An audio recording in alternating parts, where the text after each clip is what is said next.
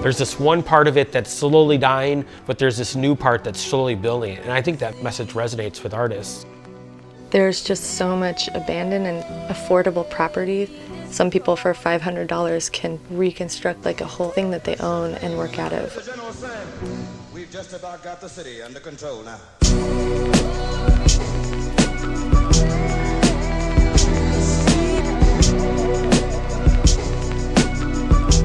The arts are that kind of savior. It's food for the soul.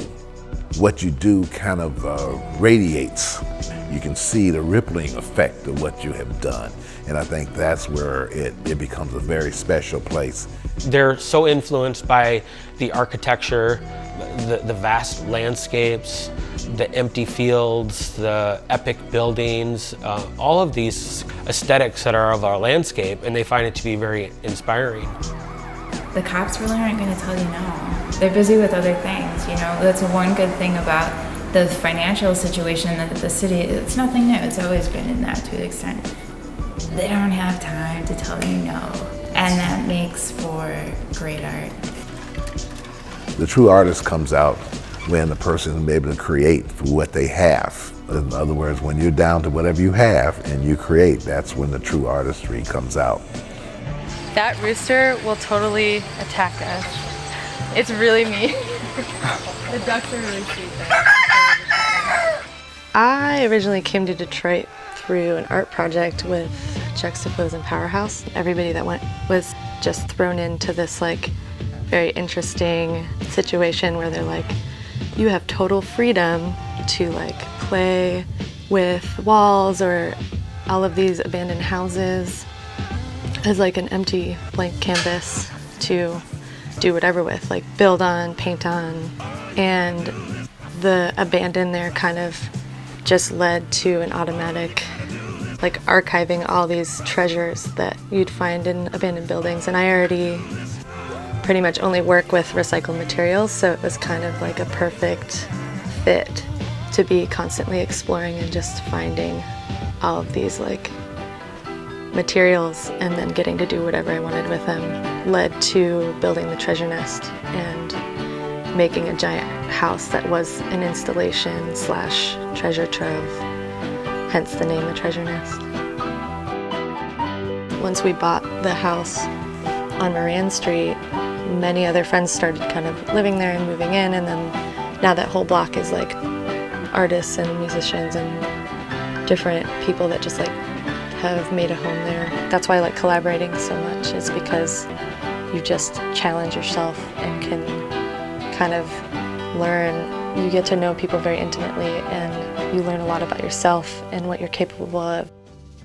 Anytime I'm exploring, it's for fun, but it's also, I'm always just kind of on the lookout like for objects and things that are special, like interesting wood, pieces of metal, or like paper. Like a lot of times I'll go into buildings and just like make a installation just because it's fun. The point isn't even for people to see it, it's just to like move objects around when you find them and like just because. I have no idea what I'm going to do every day because it keeps changing, and I kind of really am happy existing like that. It's good like getting surprised by yourself constantly. At this point, it's just like taking all the good and the bad and trying to do something productive with it.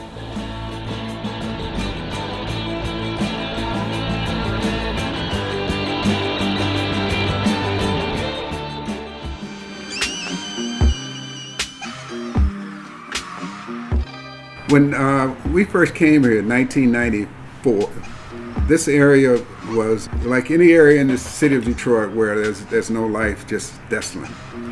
So this started out as an African Bead Museum, but we ran out of money because the roof fell to the bottom of the building. So we said, we're not going to stop there, we'll just do what we can. So we had all this land back here available, so we started building installations and doing stuff and realized that this is more connected with what the people really need than anything else. So the first thing we did was to board these buildings up. In boarding the building up, I had this great idea of painting some artwork on the corner. So I put the artwork on the corner, but it got such a huge amount of attention from the people, And then we had this field back here with all this debris and all this stuff left over from them redesigning Grand River. One day I was out there, I picked up one of the concrete slabs that had a rock protruding out of it. So I said, oh, iron teaching rocks how to rust. The first installation I built back there, I tagged it the Iron School. Put some chairs around it. So now I'm at the genesis of this installation, which is Iron Teaching Rocks How to Rust, which is a metaphor dealing with the differences between two cultures from 500 years ago to the present, Africans and Europeans. The next installation I put up out there was a detention center. In the detention center, iron was rootless in its control of getting everyone to learn how to rust. And these were only the artists that they locked up. Iron artists, wood artists, and rock artists. In this detention center, these folks had enough time to do a lot of research, and they discovered that just beneath the surface, they all were identical. Their differences were superficial. So they went to Iron and told Iron this information. Iron said, well, we got to consult with our people. And as Iron was consulting with their people, they began to argue and fight amongst themselves. Rocks escaped, moved to the land of wood, set up a school, and began to teach themselves how to rust. So the moral of that is that if you're an oppressed people, you need to be careful what you're teaching yourself. You may just be teaching yourself what your oppressor wants you to learn. In my approach to doing art, I'm using some very strong tricks of the trade that our ancestors have always used, is use materials that the people are connected with, whether they know it or not.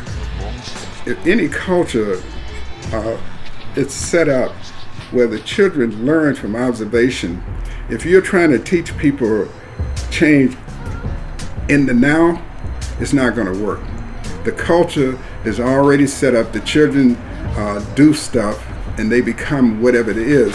So if we're trying to teach children to be good and not do certain things in the present, it's not going to work. Not to know is bad. Not to wish to know is worse. A lack of knowledge is darker than night.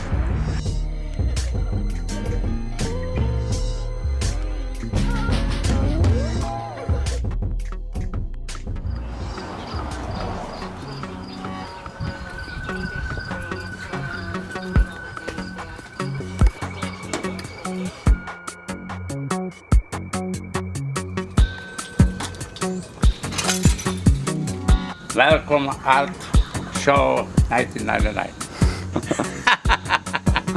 We've been hanging out with Dmytro and Dabls, and we've been making this documentary about them called Kisi Concord. You see that? They make a picture. I came from Germany in 1950, coming to Detroit. This time was make a car Hudson, long time ago. From Hudson I got to General. And then I done myself what I can do. I like that piece, aluminum. He lived on a farm in the Ukraine, and then from there he ended up going to Germany, where he happened to be there when World War II started. He was in a work camp for about 5 years, and that's actually where he met his wife. And from there, once they were liberated, they came to the United States and pretty much had the American dream, found their way to Detroit, and worked on the assembly line for pretty much his entire life. And then when he retired, he decided he needed to keep building something. So he looked to his backyard. And to him, he saw just this blank slate, and he began to construct a giant helicopter and a plane and everything else that you see out there.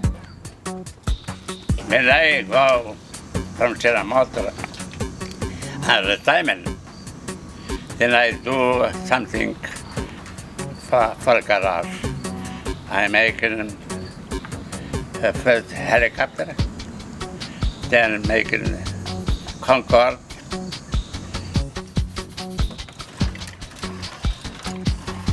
He constantly is renovating it. He's constantly maintaining it, creating new pieces. If he sees something in an alleyway somewhere that he sees potential, he'll pick it up. He'll take it home. He'll find a way to make it his own, and he adds it in.